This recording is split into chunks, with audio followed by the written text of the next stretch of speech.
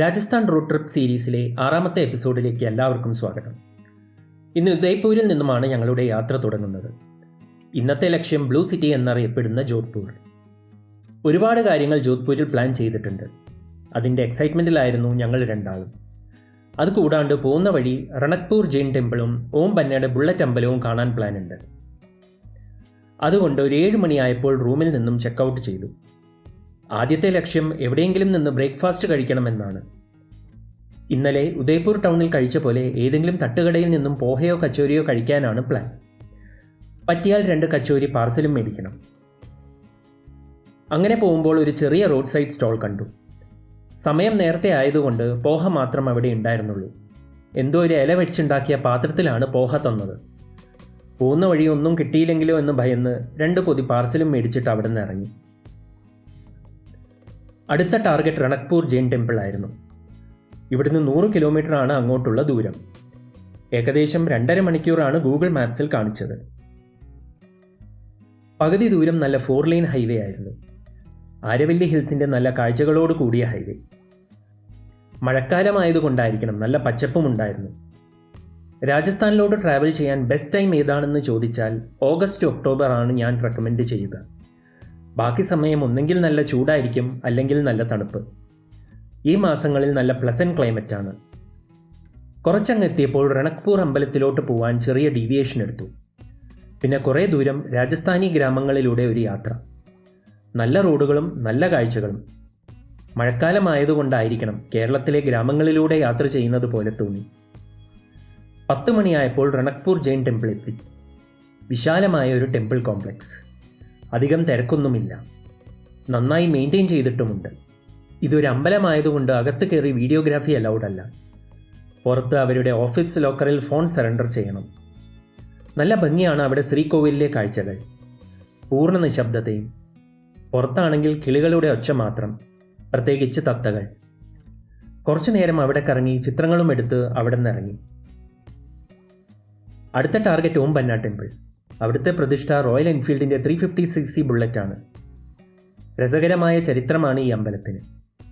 1988-ൽ ഓം സിംഗ് റാഥോർ എന്നയാൾ ആ ലൊക്കേഷനിൽ വെച്ച് ആക്സിഡൻ്റായി മരണപ്പെട്ടു.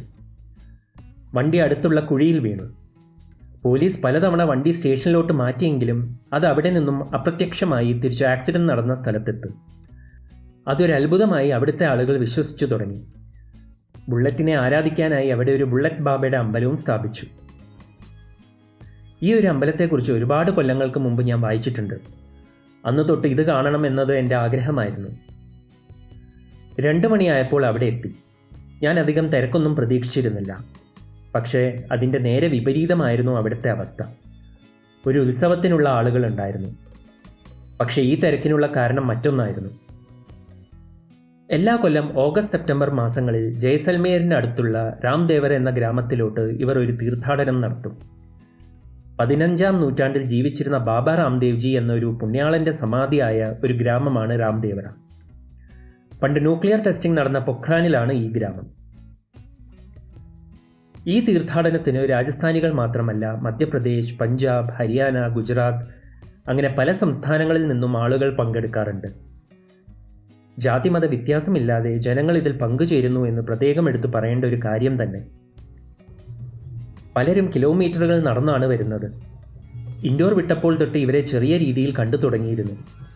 അപ്പോഴൊന്നും ഇതെന്താണെന്ന് മനസ്സിലായില്ല. ജയ്സൽമേർ അടുക്കും തോറും ഇവരുടെ തിരക്ക് കൂടാൻ തുടങ്ങി. പലരും പാട്ടും കുതിരയുടെ പ്രതിമയും വലിയ കൊടിയുമൊക്കെ വെച്ചാണ് ഈ യാത്ര നടത്തുന്നത്.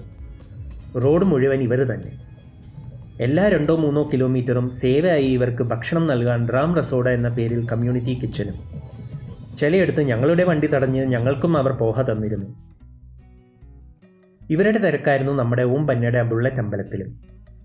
എന്നാലും ഇത്രയും ദൂരം വന്ന് ഇത് കാണാതെ പോകാൻ എൻ്റെ മനസ്സ് അനുവദിച്ചില്ല. വണ്ടി കുറച്ച് ദൂരം പാർക്ക് ചെയ്ത് അങ്ങോട്ട് നടന്നു. ഒരു മേള പോലെയായിരുന്നു അവിടെ. ഓം ബന്നയുടെ ഒരു കീ ചെയിനും വാങ്ങിച്ചു. അവരുടെ ഒപ്പം ക്യൂവിൽ കയറി കുറച്ച് മുന്നിലെത്തിയപ്പോൾ എല്ലാവരെയും പോലെ അവിടെ തൂക്കിയിട്ട മണികളും അടിച്ചു. ക്യാമറ ഓഫ് ചെയ്ത് ബുള്ളറ്റിന് കുറച്ചു നേരം നോക്കി 100 രൂപ കാണിക്കുകയും ഇട്ട് അവിടുന്ന് ജോധ്പൂരിലേക്ക് തിരിച്ചു.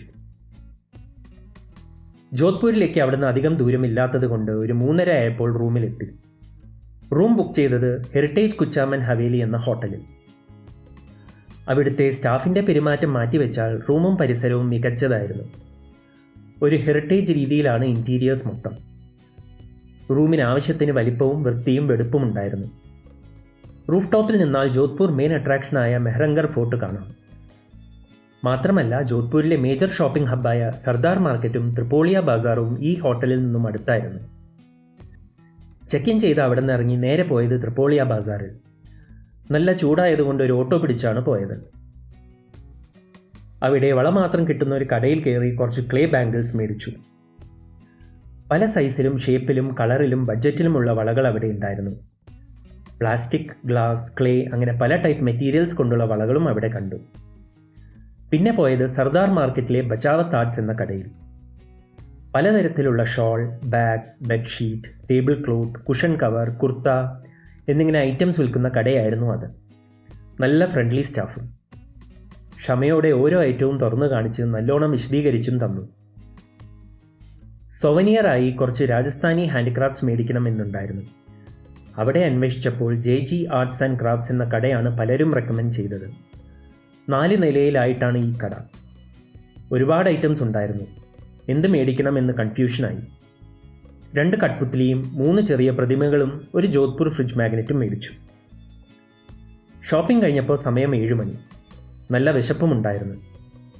താൽക്കാലിക ശമനത്തിന് വേണ്ടി അവിടുത്തെ ഒരു ഫേമസ് ഹോട്ടലിൽ നിന്നും ഷാഹി സമോസയും മിർച്ചി ഭാജിയും മേടിച്ചു.